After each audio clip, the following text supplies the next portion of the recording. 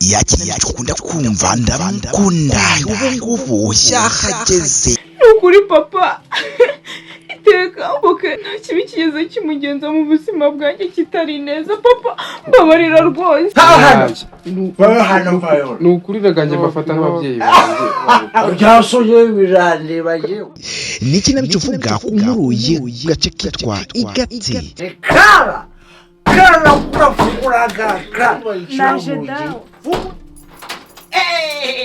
nzajya peranze uruje amasaha azawa yewe ndava ukora kanjo sigara woga ufungura rwabari rwaba musize mu nzu rwabo waje ibiwo iratangira gusohoka vuba kuri YouTube channel yitwa TV RDA. ubundi poke ubundi kubera icyo watinze kugenda ukumira mu rugo rwa data ko ubu ntabwo umuzi hari ibyago bigwirira umuntu